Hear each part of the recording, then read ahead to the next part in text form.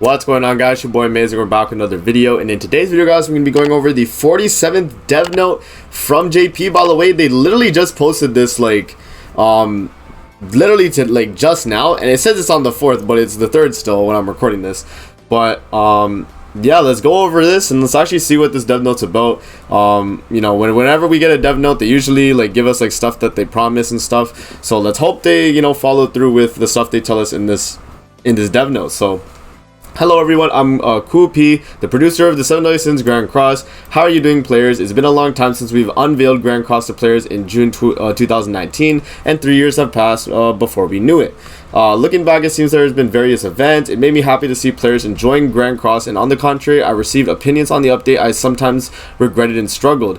Even in these various situations, we've been able to provide the Grand Cross service for a long time thanks to the players who continue to support us.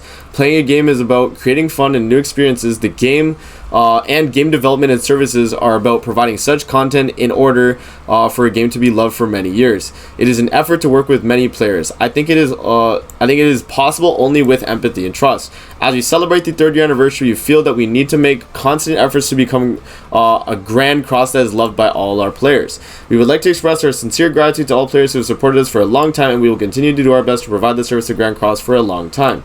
In this developer note, we will tell you about the results of the questionnaire survey conducted in April and the contents to be updated newly. So we have results of the questionnaire survey. So I don't know the exact translations here. Maybe we could translate it ourselves with the translate text thing. But let's see here. I'll put it in here first, and then I'll make sure it's on Japanese. Okay, good. And then we'll actually look at it in a thing here. I'll download it and I'll just open it on a new tab like this, so we can actually zoom in. Let me close this. All right, so thank you for participating in the questionnaire conducted in April. So let's just see, actually, let's see what it's all about. In terms of PvE content, favorite PvE content. So it looks like the I don't know what the colors are for. Let me see. Oh, okay, so they blocked the colors because of the translation, but the pink one, really, main story 71%. Solgris Dungeon is 14. Purple is 11, which is the event enhancement one, and then Golden Free Stage is 3%, and then 1% for Patrol. Okay. Cheats PvE content, what? I guess just hard PvE content. Boss battle and flight defeats. So the first one is 30%. Okay. And then the second one is Test Tower. So that one's 24. Okay. Super boss is 22. Yeah, I mean, it makes sense, right? I assume these are the demonic beasts of the first one, and then the test tower is the second one. The battle of monsters is the third, and then super boss. So it makes sense. I mean, most of the things here that people like, I mean, it makes sense, man. Let's see what the bottom ones are. The pink one is the festival general, festival advanced level. Yeah, okay, I don't know what half of these translations are, but let's move on. It looks like in terms of PvE content, people are mainly satisfied with the harder things, and then also the story. I think the story people like a lot. So many players answered that they were most satisfied with the main story in PvE content. In the case of main story, I'm happy to see this result because of the constant efforts to make the original story faithful. It seems that players have been able to understand and put effort into improving the quality of the story and the cutscenes, which makes me even more happy.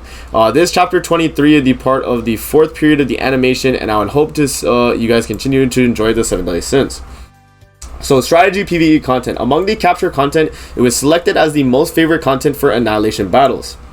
I think that many players were satisfied with the part of Annihilation battle that was captured by the players. I'm glad to see that characters that weren't used in the past have been attracting new attention, and various strategies have been created in the previous battle to annihilate the demonic beast Belmos. We hope that people will work together to enjoy the new capture primitive genie, which I think is the original demon, and the Tower of Trials and demonic beast battle are also considered to be favored by many players due to the difficulty of capture and high rewards. We will continue to add higher layers of the Tower of Trials and new demonic beast battles, so stay tuned. New demonic beast battles, I'm all for that, man. I'm definitely all for that.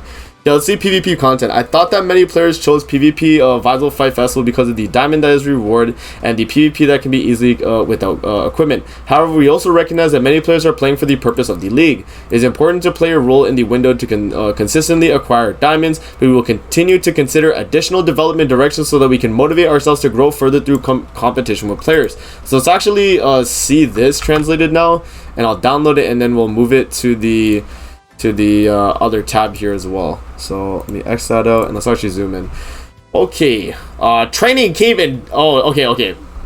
I was about to say, bro, like I was about to say, is this like really what we want? I think this is just like in terms of regular PvE content. But yeah, and then like training cave and such. So we'll scroll through it. But regarding the feeling of fatigue from players that many people feel burdened with, I thought it was a problem that occurred in various processes for the opening of the skip feature. Training cave is now an important content that will give you the materials you need to grow your equipment. Therefore, we have made improvements by adding skip function and missions so that many players can possibly, as possible, can easily clear the training dungeon. However, for the missions that must be cleared in order to open the skip function, while you can get a sense of accomplishment for capturing it, confirm parts that are difficult to capture and meet the conditions in a specific mission, I realized that they need for correction internally. First of all, the training cave will maintain the direction in which the skip function can be utilized through mission clearing. On the other hand, we will gradually improve the difficult missions mentioned earlier. So they're basically going to make a lot of the harder missions easier, which is not too bad. I kind of like that. Demonic Beast Battle. So many players have commented that the difficulty level is too high for the Demonic Beast Battle. As I mentioned in the beginning of the Demonic Beast, I thought that it was rather undesired to make the content clear by anyone because the goal is the highest level capture content. Based on the growth of sufficient characters and equipment, we've established a direction as content will be the goal of the challenge every week through the combination of characters and the operation of skill cards. However, due to the combination of the HP recovery pattern of the existing Demonic Beast 3rd layer phase 4, the revive passive, and the resurrection passive applied in the 2nd layer phase 4, the situation where you have to re-challenge even though you sufficiently cleared the stage 2 is occurring. So basically, if you guys don't know, revive passive applies, and it's really hard to like break through revive passive on the Demonic Beast there. Basically you needed the 1S nor ult, and you have to hit both like of the ultimate 6 out of 6. Like the second part of the death ult has to hit and kill. So it's really hard to actually pull that off on Demonic Beast. And so, you know, obviously they're acknowledging that. In this way, if some elements of the Demonic Beast are forced to create a situation that cannot be cleared, or if a situation occurs that is absolutely impossible to clear in some cases, make continuous adjustments I plan to go. Please look forward to the capture of the Demonic Beast that will appear in the future. So they're announcing also that we'll be getting a Demonic Beast in the future as well. So let's see what this is, and we'll translate this, and we'll get an idea what this is going to be about. It's filtered by Japanese. Download, and then we'll open it in a new tab. I might have downloaded the other one actually in Chinese, by the way, but it's fine. Satisfaction with improvements. Very satisfied. Okay, so let's see what people are very satisfied with. People are saying how much they're satisfied. So purple is just satisfied. Okay, so people are just generally satisfied. We would like to express our sincere gratitude to many players for their satisfaction with the improvements. In fact, we are constantly improving the inconveniences, but I was worried that many parts that were not communicated to the players compared to the update information. However, I was able to find out that this questionnaire surveyed that they are watching over such efforts. We will continue to strive to improve inconvenient matters in various areas. So I guess in this they're basically talking about the content reward structure and stuff for future updates. With regards to such parts, we've prepared for the development of various characters faster through the Goddess Mega Appreciation update, so please look forward to it, and we will continue to hold events to support the development for all players. So I guess that's referring to the like level 90 instantly thing. And then right here they're also talking about the dissatisfaction and like people with the high degree of fatigue, stuff like that, where people like have to put so much time into Grand Cross, and it makes sense, right? Let's actually copy this as well, and we'll see what this is all about. And I'll download this too. Translating again. There we go. Yeah, let's see. Very satisfied. Okay, let's see what the numbers are. So very satisfied is only 8.4%. That's crazy. Satisfied is 27%. So people are dissatisfied. Normal is... Oh, wait. Dissatisfied is 26%. Oh, wow. Okay, so let's actually see their explanation for this. We've received various opinions from players regarding the special festival gacha, and among them we've received many opinions that the character we wanted was not included in the gacha lineup. In the case of the gacha lineup, it is a pity that we cannot meet the needs of all players because the needs change depending on the situation of the players who play the game. Players who have been playing Grand Cross for a long time do not need the initial characters, but new and returning players acquire and train various characters to raise their overall fighting class in 7 constellations. Since it is necessary to do so, we are allocating to so that various characters will appear. On the other hand, like the Goddess Mega Appreciation Festival, we plan to hold regular questionnaire gachas so that players can acquire the characters they want. Yo, they have to like fix questionnaire gachas though, bro, if they're gonna do that, because people are gonna vote for Green Escanor and Blue Demon Meliodas again. That's like, you know, that's an issue. In addition, among the characters appearing in the SSR confirmed gacha, an event will be held in the later half of the Goddess Mega Appreciation Festival to increase the appearance rates of the characters specified to the players and provide an opportunity to acquire them. Really? So I don't know what this is about, but this could be something pretty nice in the later half of the anniversary, man. So that's pretty cool. Let's see what this is about. What is this about? Satisfaction with minigame events. I think we can kind of breeze through this, guys. I don't think it's too important. With combat events, we can check this one out, I think. I think this one will be a little important to check out. Let's make sure it's Japanese. Not be racist here. Just download it and let's see. I don't know if all of it will be translated, but let's see. So in terms of satisfaction with combat events, so very happy is that. So we're not happy. Satisfied is 42%. Okay, people are generally satisfied. And then for this half, common events you don't like the most. So the event boss battle, event strong destruction. It looks like the event boss battle is what people like them. No. It's the event subjugation. I guess that's the playtime is long and exhausting, insufficient clear rewards. Yeah, so it's basically all the stuff that they asked through the survey for, like you know, the satisfaction with combat events right there.